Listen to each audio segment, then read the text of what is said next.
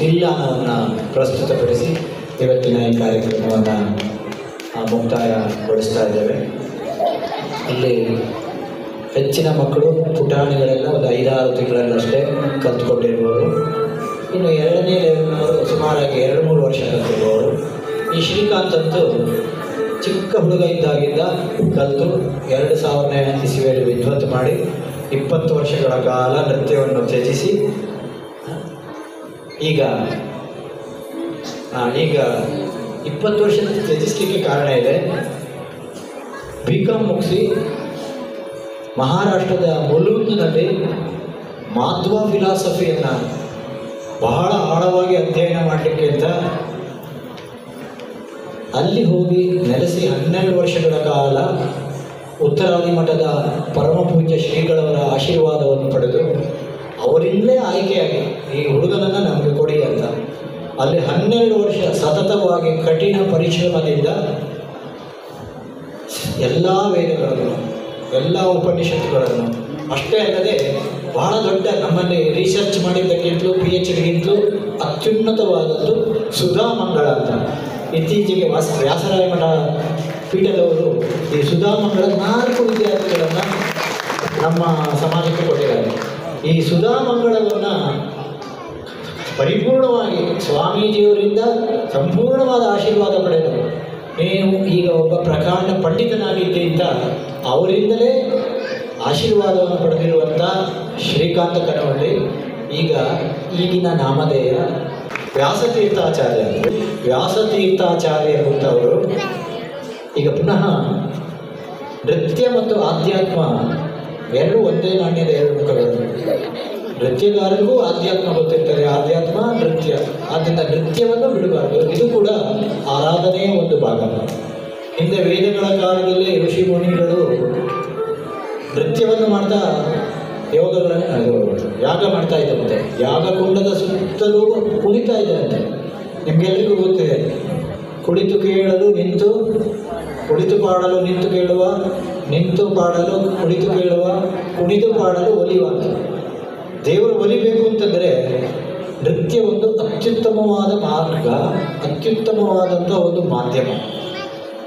ನಮ್ಮ ವ್ಯಾಸತೀರ್ಥಾಚಾರ್ಯರು ಈಗ ನೃತ್ಯವನ್ನು ಒಂದು ಮಾಧ್ಯಮವನ್ನಾಗಿ ಇಟ್ಕೊಂಡು ಈ ವೇದ ಉಪನಿಷತ್ತಿನ ಸಾರವನ್ನು ಸಮಾಜಕ್ಕೆ ಕೊಡಬೇಕು ಅಂತ ಒಂದು ದೃಢ ಸಂಕಲ್ಪವನ್ನು ಮಾಡಿಕೊಂಡಿರೋದು. ನನಗೂ ಕೂಡ ನೃತ್ಯದ ಗುರುವಾಗಿ ನನಗೂ ತುಂಬ ಸಂತೋಷ ಆಗಿದೆ. ಈ ದಿಕ್ಕಿನಲ್ಲಿ 2 ಲಾಭ ಇದೆ. ಒಂದು, ವೇದ ಉಪನಿಷತ್ತುಗಳು ಈ ಮಾಧ್ಯಮದ ಮೂಲಕ ಜನರಿಗೆ ಸಿಗುವ ಹಾಗಾಗುತ್ತೆ. ನೋಡಲಿಕ್ಕೂ ಆನಂದ, ಕೇಳಲಿಕ್ಕೂ ಆನಂದ. ಇದು ಹೃದಯಂಗಮ, ಮನಸ್ಸಿಗೆ ಮುಟ್ಟುವಂಥದ್ದಾಗುತ್ತೆ. ಹಿಂದೆ ಶಿವಶರಣರು ಬಹಳ ಕಷ್ಟವಾದ ವೇದ ಉಪನಿಷತ್ತುಗಳನ್ನೆಲ್ಲ ಜನರಿಗೆ ತಲುಪಲಿಕ್ಕೆ ಸಾಧ್ಯ ಇಲ್ಲ ಅಂತ ಶರಣರು ವಚನಗಳನ್ನು ಬರೆದರು. ಬಹಳ ಸುಲಭವಾದ ಭಾಷೆ 12ನೇ ಶತಮಾನದಲ್ಲಿ. ಹಾಗೆಯೇ ದಾಸವರೇಣ್ಯರು ಸುಲಭವಾದ ರೀತಿಯಲ್ಲಿ ಕೃತಿಗಳನ್ನು ರಚನೆ ಮಾಡಿದರು. ಅವರು ಯಾರು ಪುಸ್ತಕ ಇಟ್ಕೊಂಡು ಕೂತ್ಕೊಂಡು ನಾನು ರಚನೆ ಮಾಡಬೇಕು ಅಂತ ಬರೆದವರು ಅಲ್ಲ. ಜೀವನದ ಅನುಭವ ಇದೆಯಲ್ಲ, ಆ ಅನುಭವವನ್ನೇ ಅವರು ಸಾರಿ ಹೇಳಿದರು, ಬಾಯಲ್ಲಿ ಹೇಳಿದರು. ಈ ಅನುಭವದ ಸಾರವೇ ಜೀವನಕ್ಕೆ ಯಾವಾಗಲೂ ಬೇಕಾಗಿರುವಂಥದ್ದು. ನಾನು ಹೇಳ್ತೀನಿ, ನೃತ್ಯ ಕಲಿಯುವಂಥ ಮಕ್ಕಳು ಯಾವತ್ತೂ ಸಮಾಜಕ್ಕೆ ಹೊರೆಯಾಗುವುದಿಲ್ಲ. ಸಮಾಜದ ಒಂದು ಒಳ್ಳೆಯ ಅಂದರೆ ಸ್ವಸ್ಥ ಸಮಾಜದ ನಿರ್ಮಾಣ ಆಗಬೇಕಾದ್ರೆ ನಮ್ಮ ಮಕ್ಕಳು ಸಂಗೀತ, ನೃತ್ಯ, ಕಲೆಗಳಲ್ಲಿ ನಿಷ್ಣಾತರಾಗಬೇಕು. ಆಗ ಸುಸಂಸ್ಕೃತ ಸಮಾಜ ನಿರ್ಮಾಣ ಆಗಲಿಕ್ಕೆ ಸಾಧ್ಯ. ಈ ನಿಟ್ಟಿನಲ್ಲಿ ನಾನು ನೋಡಿದ ಹಾಗೆ ನೃತ್ಯ ವಿದ್ಯಾರ್ಥಿಗಳು, ಸಂಗೀತ ವಿದ್ಯಾರ್ಥಿಗಳು ಅಥವಾ ಯಾವುದೇ ಕಲೆಯನ್ನು ಕಲಿತವರು ವಿದ್ರೋಹಿಗಳಾಗಲ್ಲ, ಸಮಾಜಘಾತಕರಾಗಲ್ಲ. ಸಮಾಜಕ್ಕೆ ಅವರು ಸದಾ ಕಾಲ ಆಸ್ತಿಯಾಗಿರ್ತಾರೆ, ಕೊಡುಗೆನೇ ಕೊಡ್ತಾರೆ. ನಮ್ಮ ಮಕ್ಕಳೆಲ್ಲ ಇವತ್ತು ಖಂಡಿತವಾಗಲು ಈ ಓದೋ ಒಂದು ಒತ್ತಡಗಳು ಜಾಸ್ತಿ ಇದೆ, ಅದರ ಮಧ್ಯೆಯೂ ಬಿಡುವು ಮಾಡಿಕೊಂಡು ಈ ಒಂದು ನೃತ್ಯ ಸಂಗೀತ ಅಭ್ಯಾಸಕ್ಕಾಗಿ ಪೋಷಕರು ತುಂಬ ಕಷ್ಟಪಡ್ತಾರೆ. ಮಕ್ಕಳನ್ನ ನೃತ್ಯ ಕಲಾವಿದರು ಮಾಡಬೇಕು, ಸಂಗೀತ ಕಲಾವಿದರು ಮಾಡಬೇಕು ಅಂತ. ಆದ್ದರಿಂದ ಪೋಷಕರ ಪಾತ್ರ ತುಂಬ ಮಹತ್ವಪೂರ್ಣವಾದ್ದು. ಪೋಷಕರು ದಯವಿಟ್ಟು ಈ ಒಂದು ಕಲೆಯನ್ನು ಕಲಿಸಲಿಕ್ಕೆ ಮಕ್ಕಳಿಗೆ ನೀವು ಇನ್ನೂ ಹೆಚ್ಚಿನ ಪ್ರೋತ್ಸಾಹವನ್ನು ಕೊಟ್ಟರೆ ಇವರು ಇನ್ನೂ ಮುಂದೆ ಕಲಾವಿದರಾಗಲಿಕ್ಕೆ ಸಾಧ್ಯ ಅಂತ ಹೇಳ್ತಾ, ಈಗ ಕೊನೆಯದಾಗಿ ತಿಲ್ಲಾನ, ಅದಕ್ಕೆ ಮೊದಲು ನಮ್ಮ ವ್ಯಾಸತೀರ್ಥಾಚಾರ್ಯರು 2 ಮಾತಾಡಲಿಕ್ಕೆ ಇಷ್ಟಪಡ್ತಾ ಇದ್ದಾನೆ. 2 ಮಾತು. ಯಾಕೆಂದರೆ ಅವರು ಪ್ರವಚನ ಮಾಡುವವರು 1 ಗಂಟೆ 2 ಗಂಟೆ ಪ್ರವಚನ ಮಾಡ್ತಾರೆ. ಹಾಗೆ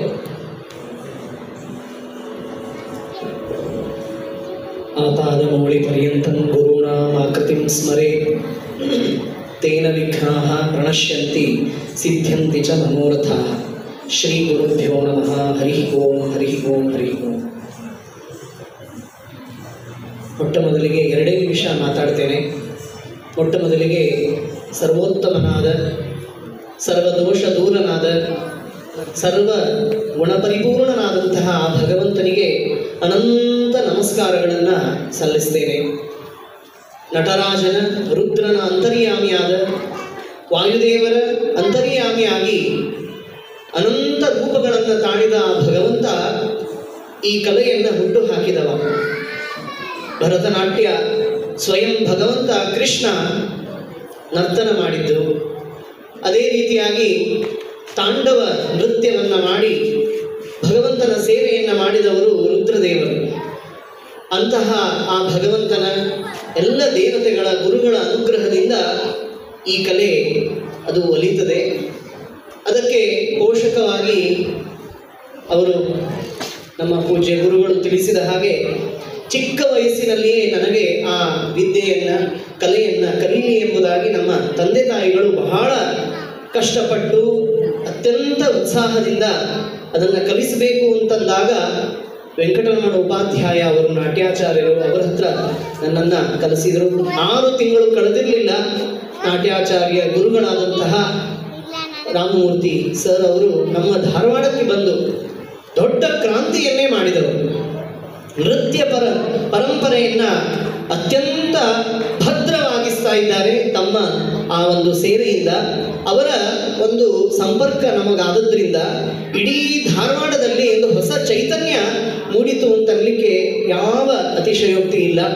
ಪ್ರತಿ ವರ್ಷವೂ ಕೂಡ ಅವರ ಅತ್ಯಂತ ಬಿಡುವಿಲ್ಲದ ಆ ಸಮಯದಲ್ಲಿಯೂ ಕೂಡ ಅವರು ಈ ಕಲೆಯನ್ನು ಉಳಿಸಬೇಕು, ಪ್ರತಿಯೊಬ್ಬ ವಿದ್ಯಾರ್ಥಿಗಳಲ್ಲಿಯೂ ಆ ಒಂದು ಕಲೆಯ ಮೂಲಕ ಇಡೀ ಈ ಕಲಾ ಪ್ರಪಂಚವನ್ನು ಶ್ರೀಮಂತಗೊಳಿಸಬೇಕು ಅನ್ನುವಂತಹ ಹೆಬ್ಬಯಕೆಯಿಂದ ಅವರ ಗುರುಗಳಾದಂತಹ ನಮ್ಮ ಪರಮ ಗುರುಗಳಾದ ವಿಷ್ಣುದಾಸ್ ಅವರ ಅನುಗ್ರಹವನ್ನು ಪೂರ್ಣವಾಗಿ ಅವರಲ್ಲಿ ತುಂಬಿಕೊಂಡು ಇಡೀ ಪ್ರಪಂಚದಲ್ಲಿ ಆ ನೃತ್ಯ ಸೇವೆಯನ್ನು ನಡೆಸ್ತಾ ಇದ್ದಾರೆ. ನನ್ನ ಪಾಲಿಗೆ ಅವರೇ ನಟರಾಜರು.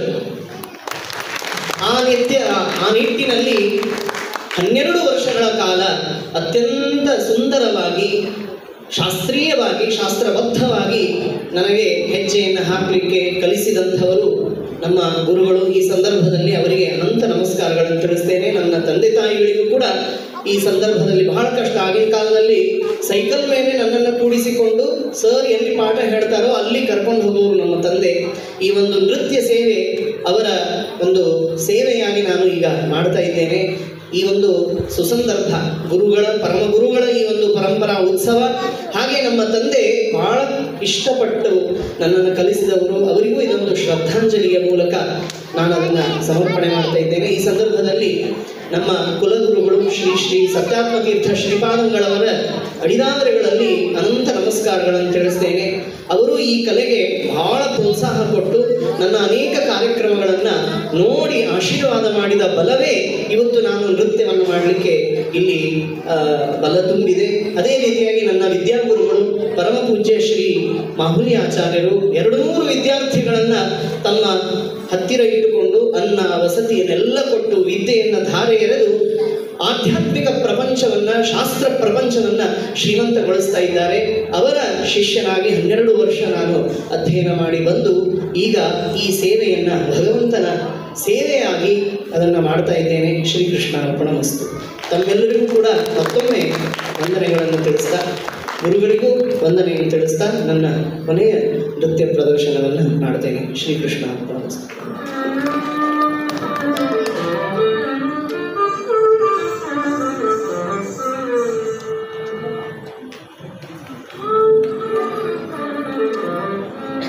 ಈಗ 1 ತಿಂಗಳಿಂದಷ್ಟೇ ಪುನಃ ಅಭ್ಯಾಸವನ್ನು ಆರಂಭ ಮಾಡಿದ್ದು ಶ್ರೀಕಾಂತ ಕನವಳ್ಳಿ.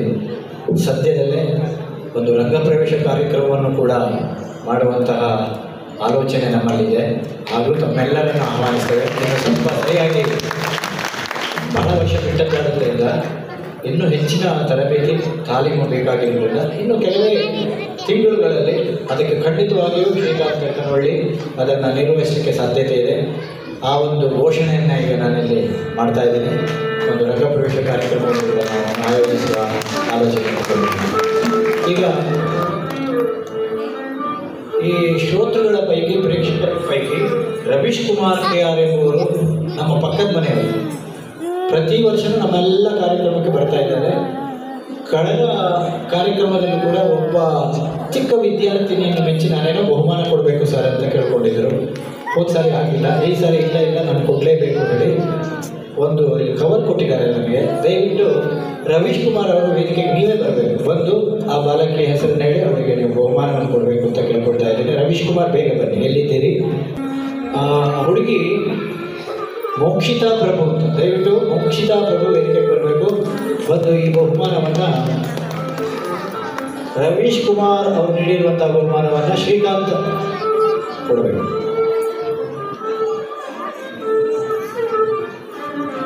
ವ್ಯಾಸ ತೀರ್ಥಾಚಾರ್ಯರು ಆಶೀರ್ವಾದ ಮಾಡಿ ಆ ಮಗುಗೆ ಕೊಡಬೇಕು.